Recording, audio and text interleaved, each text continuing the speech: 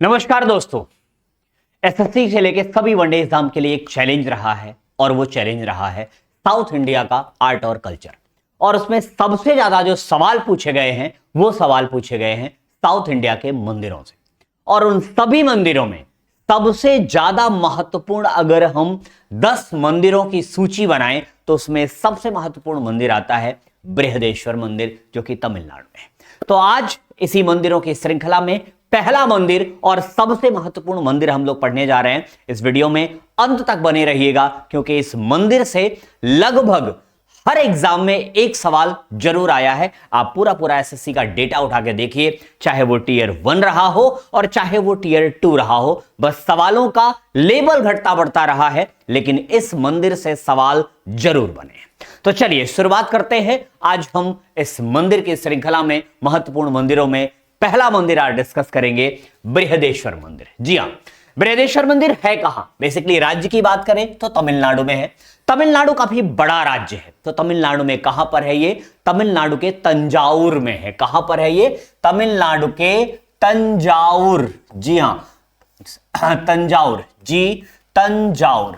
तंजाउर में यह मंदिर है। तमिलनाडु का तंजाउर एक जिला है जहां पर यह मंदिर है। अब दूसरा महत्वपूर्ण प्रश्न यहां से यह बनता है कि आखिर यह मंदिर किस कल्चर में बना है, किस शैली में बना है, क्या इसकी विशेषता है? तो इन सारे मुद्दों पर बातचीत करेंगे, लेकिन सबसे ज्यादा महत्वपूर्ण सवाल कि क्या इस मंदिर को किसी और नाम से भी जाना जाता है? जी हां, इसी बृहदेश्वर मंदिर के 2 और महत्वपूर्ण नाम है। पहला नाम तो बृहदेश्वर हो गया, दूसरा नाम इसका है राजराजेश्वरम मंदिर। इसे दूसरे नाम से जाना जाता है राजराजेश्वरम। राजराजेश्वरम, जी हां, राजराजेश्वरम मंदिर के नाम से राजराजेश्वरम, राजराजेश्वरम के नाम से भी जाना जाता है यह मंदिर। ठीक। और तीसरा इसका और महत्वपूर्ण नाम, जब क्वेश्चन का लेवल टफ करना होगा तब पूछा जाता है, और तीसरा इसका नाम है पेरू वुदैयार कोविल। पेरू वुदैयार कोविल। जी, पेरू वुदैयार कोविल के नाम से भी जाना जाता है यह मंदिर। तो पेरू वुदैयार कोविल, पेरू वुदैयार कोविल के नाम से भी यह मंदिर जाना जाता है। दूसरी महत्वपूर्ण विशेषता इसकी। अब दूसरा प्रश्न बनता है कि आखिर इसका निर्माण किसने करवाया था? इसका निर्माण हुआ है चोल साम्राज्य के दौरान। चोल वंश के शासकों के द्वारा इसका निर्माण कंप्लीट कराया गया है। तो चोल साम्राज्य में तो बहुत से राजा हुए थे, किसने कराया? तो राजा राज चोल द्वितीय ने इसका निर्माण कराया है। राजा राज चोल द्वितीय, राजा राज चोल द्वितीय के द्वारा, नोट करिएगा, राजा राज चोल द्वितीय के द्वारा इस मंदिर का निर्माण कब से कब के बीच में हुआ? तो यह मंदिर बनाया गया 1003 ईस्वी से 1010 ईस्वी के बीच में।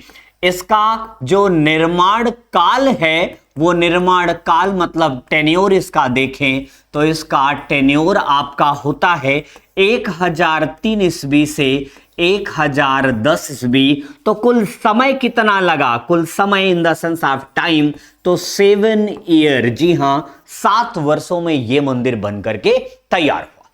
अब इस मंदिर की कुछ खास बातें जो आपके एग्जाम में और टफ पेपर बनाने के लिए टियर 2 में पूछा जा सकता है कि आखिर इस मंदिर के निर्माण की शैली क्या है। तो अगर भारत में मंदिरों की निर्माण शैली की बात करें तो 3 शैली में मंदिर बने हुए हैं। एक है द्रविड़ शैली, दूसरी है नागर शैली और तीसरी है वेसर शैली। अगले वीडियो में हम मंदिरों की शैली पर भी बातचीत करेंगे, लेकिन पहले इस मंदिर की बात कर लेते हैं। यह द्रविड़ शैली में बना हुआ मंदिर है। तो चलिए बात करते हैं इस मंदिर की। तो इस मंदिर का निर्माण की शैली क्या है, इस मंदिर के निर्माण का स्ट्रक्चर कैसा है, आर्ट कैसा है? तो शैली इसकी है द्रविड़। जी हां, द्रविड़ शैली में यह मंदिर बनवाया गया है राजा राज चोल द्वितीय के द्वारा। आखिर द्रविड़ शैली की विशेषता क्या है? द्रविड़ शैली की विशेषता आप देखेंगे तो दक्षिण भारत में जितने मंदिर आपको मिलते हैं ना द्रविड़ शैली में ही मिलेंगे। और इसकी जो दूसरी सबसे बड़ी विशेषता, पहली विशेषता तो शैली द्रविड़ है, दूसरी जो सबसे बड़ी विशेषता है ये ग्रेनाइट के पत्थरों से बना है। ग्रेनाइट के पत्थर, जी हां, स्टोन जो यूज हुए हैं वो ग्रेनाइट के यूज हुए हैं। और महत्वपूर्ण बात यह है कि तंजावुर जहां पर यह मंदिर बना है इसके आसपास ग्रेनाइट नहीं मिलता। इसके आसपास क्या होता है? इसके आसपास ग्रेनाइट नहीं मिलता, मतलब ग्रेनाइट कहीं बाहर से लाया गया, कहीं दूर से मंगवाया गया है।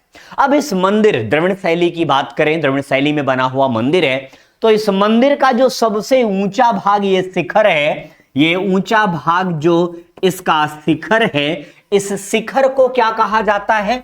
शिखर को, तीसरा फैक्ट इसका, जो शिखर भाग है इसके शिखर को विमान कहा जाता है। क्या कहा जाता है? विमान। इसका जो टॉप मोस्ट पॉइंट है वो किस नाम से जाना जाता है? इसका सबसे हाईएस्ट जो पीक पॉइंट है उसे विमान कहा जाता है। और ये मामूली हाइट का नहीं है, ये 66 मीटर, कितना है इसका विमान?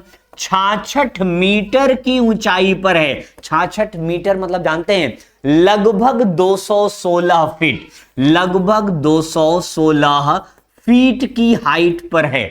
अब आप सोचिए कि 216 फीट हाइट जो दुनिया के सबसे ऊंचे मंदिर शिखर में एक इसकी स्थिति बना देता है। और ये जो विमान आपको दिखाई दे रहा है, शिखर दिखाई दे रहा है, ये शिखर सिर्फ एक पत्थर से बना है। इसका चौथा महत्वपूर्ण तथ्य यह है कि शिखर मात्र एक पत्थर का बना हुआ है। वह एक पत्थर 80 टन वजन का है। आप कल्पना करिए कि 80 टन वजन का पत्थर यहां चढ़ाने के लिए, यहां तक पहुंचाने के लिए कितनी मेहनत की गई होगी। तो इस 80 टन वजन का शिखर, या इसे इसका गुंबद कह लें, या इसका आकार जो है, इस गुंबद का जो आकार है वो आकार इसका कलश के जैसा है। कैसा है? कलश के जैसा है। तो आप इसे इसके आकार के तौर पर कलश भी कह सकते हैं, शिखर भी कह सकते हैं, गुंबद भी कह सकते हैं, जो चाहे वो नाम दें। यह 80 टन वजन का पत्थर चढ़ाने के लिए यहां से एक रैंप बनाया गया था। क्या बनाया गया था? एक रैंप बनाया गया था जो 6 किलोमीटर लंबा था। कितना? 6 किलोमीटर लंबे पर रैंप पर यह चढ़ाते हुए बनाया गया।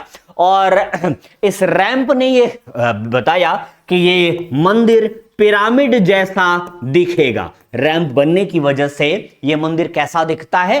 पिरामिड के जैसा दिखता है। अब दूसरे महत्वपूर्ण बात, अगले महत्वपूर्ण तथ्य पर चलें। पांचवा जो महत्वपूर्ण तथ्य इसका यह है कि इसका प्रवेश द्वार, इसका प्रवेश द्वार, एंट्री गेट जो है वो एंट्री गेट कैसा बना हुआ है? इसका जो प्रवेश द्वार है दोस्त, वो नंदी, जो शिव का वाहन है, प्रवेश द्वार क्या है? वो नंदी है। नंदी कौन है? नंदी को शिव का वाहन माना जाता है। मतलब सीधा सा कंफर्म हुआ कि यह मंदिर किस देवता को समर्पित है? यह मंदिर शिव देवता को समर्पित है।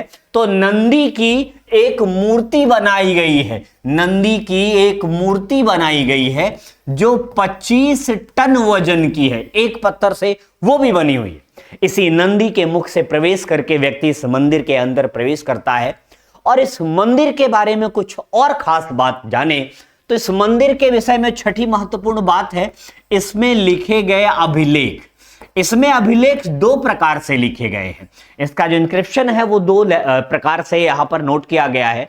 एक अभिलेख तो लिखा गया है दोस्त ताम्र पत्र पर, और दूसरा जो अभिलेख लिखा गया है वो प्रस्तर पर लिखा गया है, मतलब पत्थर पर।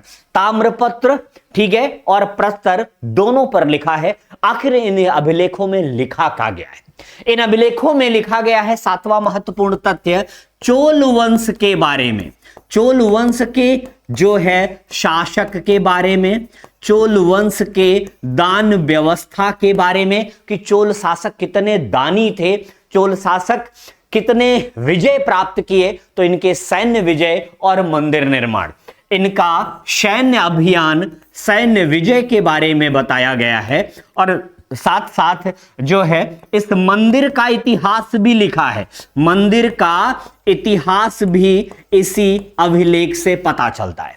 अब ये मंदिर इतना महत्वपूर्ण है तो इसकी महत्ता को विश्व स्तर पर भी उजागर करना चाहिए। तो बृहदेश्वर का ये मंदिर 1987 में, याद रखिएगा, 8वां और सबसे महत्वपूर्ण तथ्य, 1987 में इसे यूनेस्को ने क्या किया, यूनेस्को इसे विश्व धरोहर घोषित करती है। और विश्व धरोहर के कई पैमाने हैं, उन पैमानों में कौन से पैमाने में आता है, तो इसे ग्रेट लिविंग चोल टेम्पल का कैटेगरी दी गई है। क्या दिया गया है?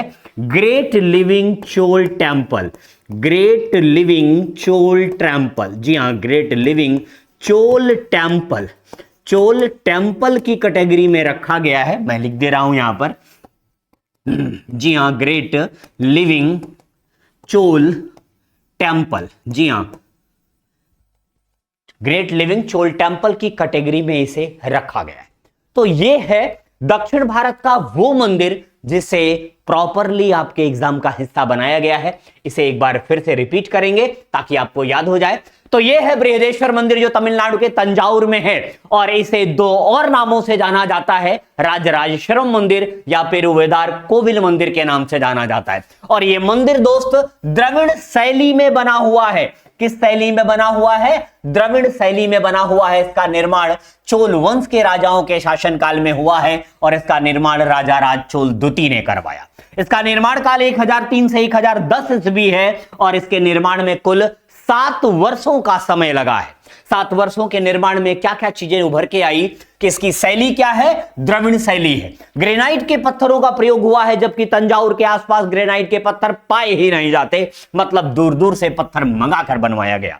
और इस मंदिर का जो सबसे ऊपरी भाग है, टॉप जो शीर्ष है, उसे विमान कहा जाता है। 66 मीटर ऊंचा है, 216 फीट की ऊंचाई है इसके विमान को आप शिखर भी कह सकते हैं, गुंबद भी कहते हैं। और ये कलश के आकार का है, इसलिए इसे कलश भी कहा जाता है। इस मंदिर का ये जो शिखर है वो एक पत्थर का बनाया गया है जिसका वजन है 80 टन। 80 टन के इस पत्थर को इसके शिखर तक पहुंचाने के लिए 6 किलोमीटर लंबा पिरामिड नुमा रैंप बनाया गया था और इस रैंप के सहारे इसे चढ़ाया गया ऊपर। इसका प्रवेश द्वार नंदी का शिव वाहन है। जी हां, नंदी जो शिव का वाहन है वो इसका प्रवेश द्वार है और नंदी की एक मूर्ति बनाई गई है प्रवेश करने के लिए। उसके मुख से इंसान प्रवेश करता है जो लगभग 25 टन वजन का एक पत्थर है। और यहां पर अभिलेख प्राप्त हुए हैं, अभिलेख 2 प्राप्त हुए हैं, ताम्रपत्र और प्रस्तर मतलब पाषाण स्टोन पर।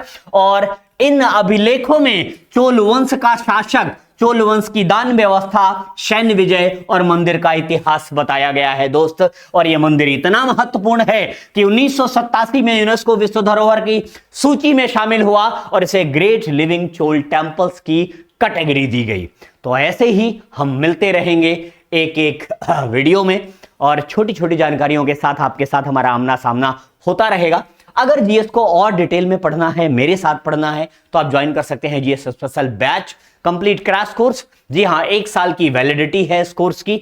1 साल तक आप इसे पढ़ सकते हैं, जितनी बार रिवीजन करना चाहें कर लें। लगभग 120 घंटे का ये कोर्स है जिसमें पॉलिटी, ज्योग्राफी, इकोनॉमी और हिस्ट्री कवर की गई है। इसके साथ साथ जीएस सीजीएल के लिए, सीजीएल टियर 2 के लिए महायोद्धा का जीएस बैच है जिसमें पॉलिटी, ज्योग्राफी, इकोनॉमी और हिस्ट्री कवर की गई है और ये बैच भी 1 साल की वैलिडिटी का है। तो अगर डिटेल में जीएस मेरे साथ पढ़ना है तो आप इन बैच को डीसीए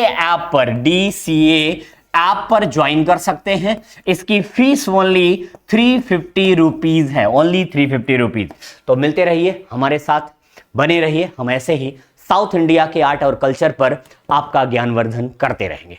तो मिलते हैं अपने अगले वीडियो में, तब तक के लिए बाय बाय, टेक केयर, जय हिंद।